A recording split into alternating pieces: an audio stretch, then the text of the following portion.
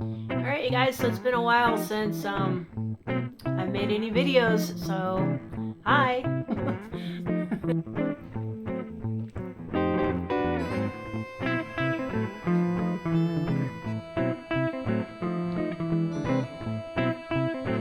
Alright, so I just tried to do my first live and it went terribly. One of you guys did tune in and I appreciate that. Tall Cedars, thank you very much. It disappeared too. It's not in YouTube Studio anywhere, so that I don't know if it got uploaded or anything. So I'm gonna keep my eye out and see if it's still there. But yeah, it was pretty terrible. But I was doing this live thing in my kitchen because I was trying to show you guys some carnivore stuff that I was doing in there. And then I also wanted to say hi and say that I'm sorry for I haven't been doing any content for a while, but Ron and I have been pretty sick. We got this weird cold that was going around and we thought it might be COVID because it was really bad. And so we tested for COVID and it wasn't. So I really don't know what it was. And I still have a little bit of it lingering on. And we've been having to sleep a lot. So we've been having a lot of soups. And so I just wanted to like show you guys what I've been doing. Okay, so I've got my crock pot going here and I'm just slow cooking some stuff. And I'm doing like a meat broth. Bone broth is good and all, but it's nothing compared to meat broth. Meat broth is so much better for you because you get all of the stuff from the meat too, not just the bones. And I don't know who's spreading this information. It's probably some plant-based weirdos or whatever, but no offense, guys, but some of the stuff you guys say is weird. They're saying not to make bone broth because you can get lead poisoning from it or something stupid. I've never heard of that in my entire life. However, I do know that bones that have some meat attached, like these little pieces of tail, they call it oxtail soup, but it's really beef tail because we don't really have oxen here in America. But but anyway, yeah. So we're getting all this good, meaty, juicy stuff in here, and that's really good for your immune system.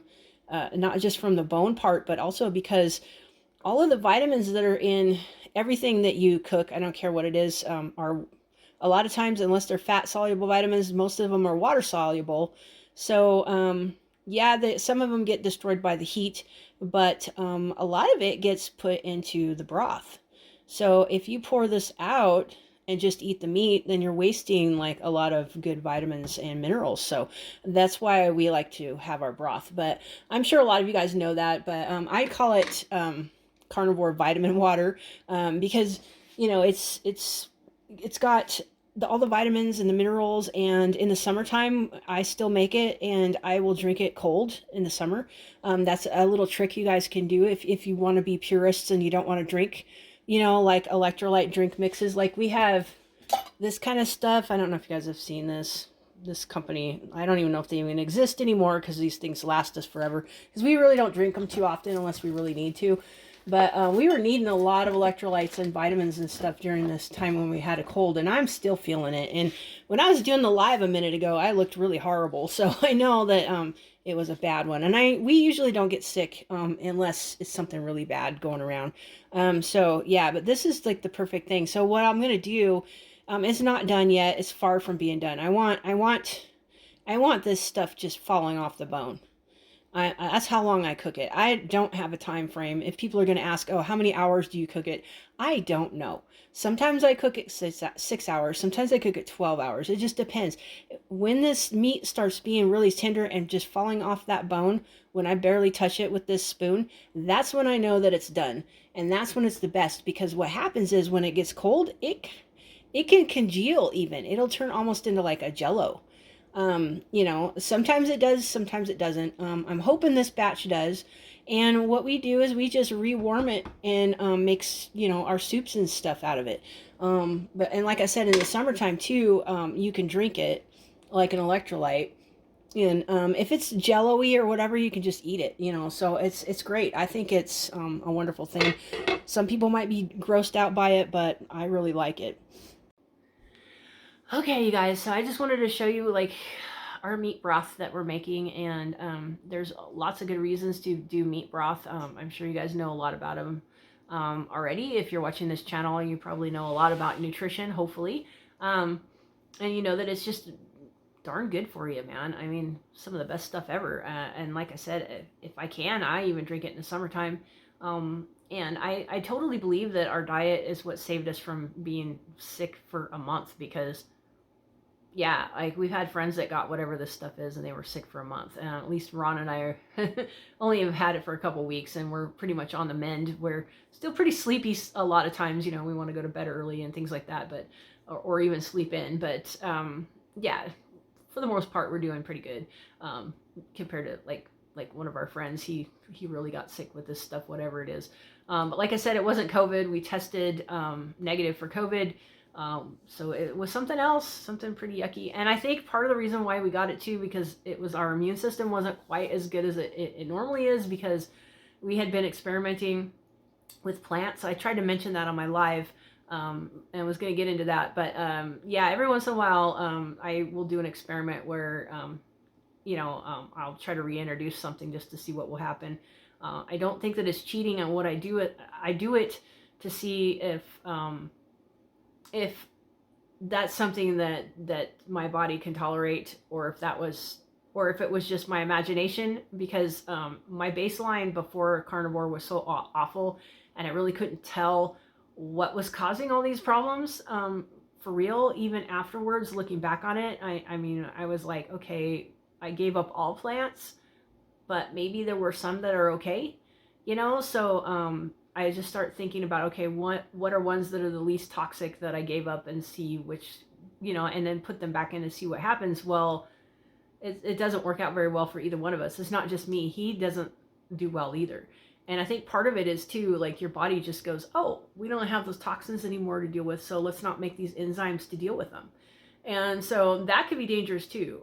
So my advice to you guys is, if you don't have some really horrible thing wrong with you, like some autoimmune or cancer or something like that, keep a little bit of spices and stuff at least in your diet, because you need something to remind your body that these things are out there, because you could like accidentally go out to eat and think that you're eating something that's totally carnivore, meat, salt, and water, and it turns out it's not. Like they cook the steak in some kind of weird oil or something like that. And then you get sick. You don't want to have that happen, especially if you're on a nice vacation or you're visiting with people, and it's just, yeah, you just don't want stuff like that to happen. And you don't have to be a weirdo like I have to be and tell everybody, oh, I don't eat this stuff and I can't eat this stuff. Not all spices make me sick. I can still do rosemary on our chicken every once in a while. And I could probably tolerate more than I think I can. It's just that way before Carnivore was even a thing on my radar, I started eating like less and less spices. I started to just not like them. I lost the taste for them. I was eating salad without dressing. I would just put salt on it, you know, and nothing, because I just couldn't stand anything on my food. So that was just me. That was just my thing. So I'm not even sure which ones that I'm totally intolerant of, except for garlic.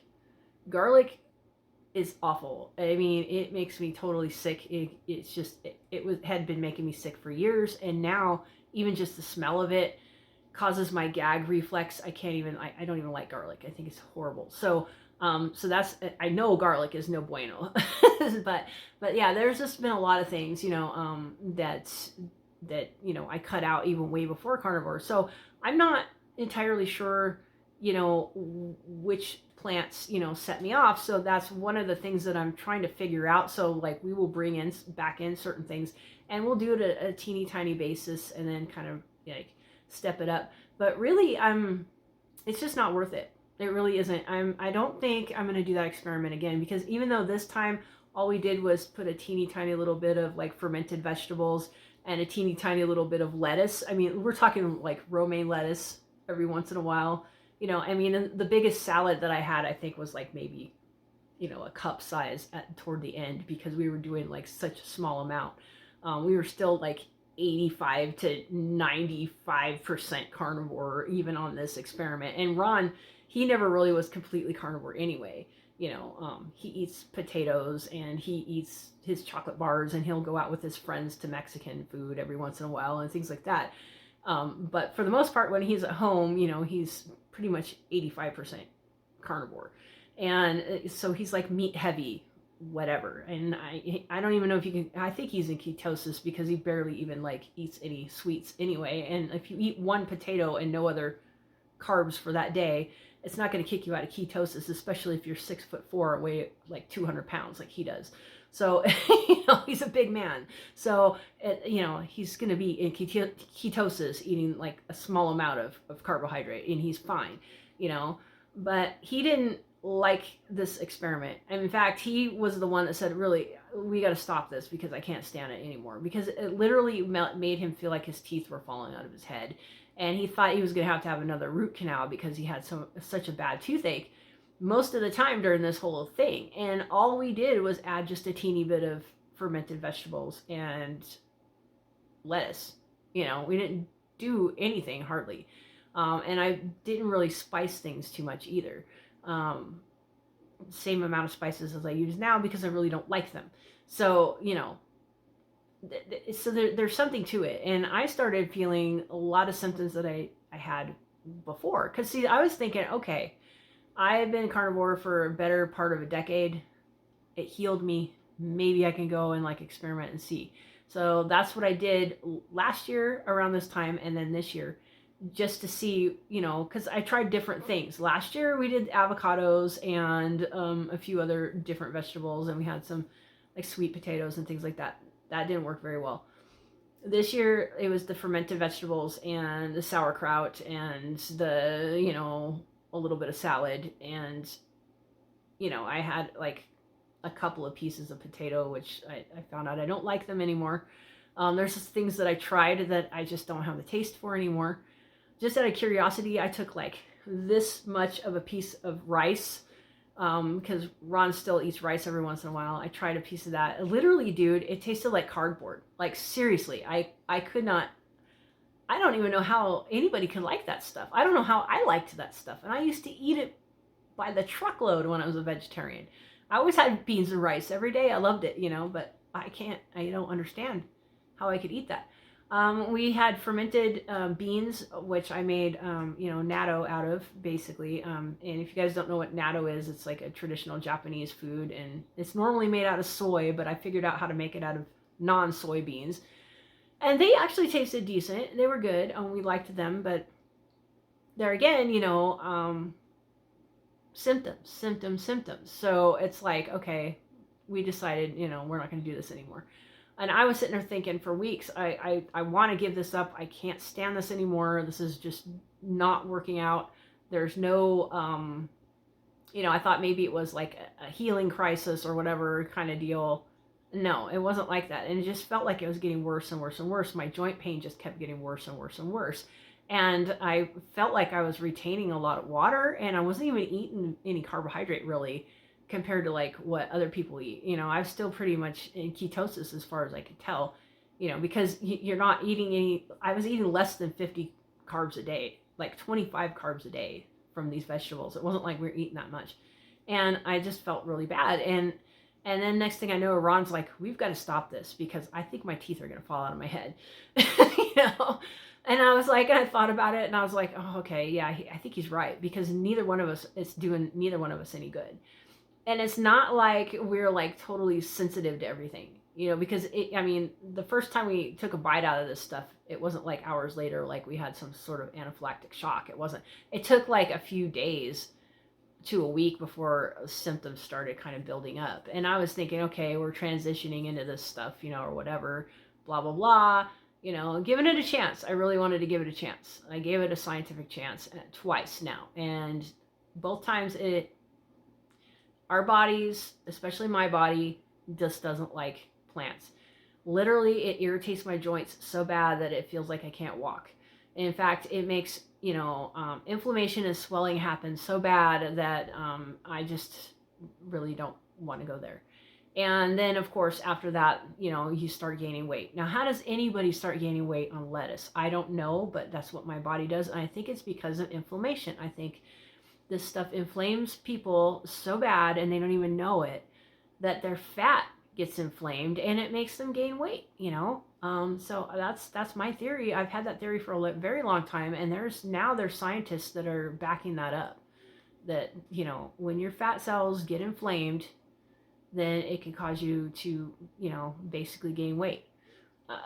In a roundabout way. That's not the scientific way about it, but I'm not good at explaining that kind of stuff. But yeah, that's basically it. If you're inflamed, you could have inflamed fat cells because there's immune cells in your fat too, and that can cause a lot of issues. Also, if you're inflamed, it causes cortisol, and cortisol causes higher blood sugar. Even if you are eating a keto or a carnivore diet and you're inflamed, your blood sugar is going to be up because your body's stressed, because your body doesn't know what kind of stress it is. It just knows that it needs the sugar for fight or flight. So it basically, even if you're not eating anything that could be considered not keto, let's say, if you're just eating lettuce and it's stressing your body out, it makes your blood sugar do this, and that makes your insulin do this. And insulin also stores fat in your fat cells. That's part of what insulin does. It doesn't just lower your blood sugar, it's also a fat storage hormone so that you can have that fat for later on when you're starving to death or whatever is happening, right? So I think that that's why people gain weight on, you know, regular diets, because it's something in that diet that's inflaming them. So yeah, and to me, I think that's what happens to me. So I have 2 solid N=1 experiments besides my initial having to go to carnivore, you know, forcefully had to go to carnivore. Like I had no choice to go to carnivore. So that's, as far as I'm concerned, that's 3 strikes, you're out, plants. You're out, plants, because it's 3 strikes, right? But I'm not going to be totally keeping away from plants. Like I said, the stuff, little tiny things here and there that I can tolerate, like herbal tea. I'll drink, you know, peppermint tea or ginger tea sometimes, and we will put, you know, rosemary in our chicken and stuff like that. And Ron drinks coffee, and if I could ever tolerate coffee again, I wouldn't mind drinking it because I absolutely love coffee. You know, just stuff like that. Just keep little things like that in your diet if you can, because even the Maasai did that. I've been reading a lot about the Maasai lately, and I have a book that was written by a Maasai man, and he described how they would put herbs in some of their soups and broths and things. They also would make a fermented kind of alcoholic beverage out of a sausage fruit, which is like this tree that has like these weird things that look like sausages, and they're like these kind of weird fruits. And they make, you know, a fermented drink out of that, and they drink that on special occasions. So they're not total carnivore. You know, I don't think there really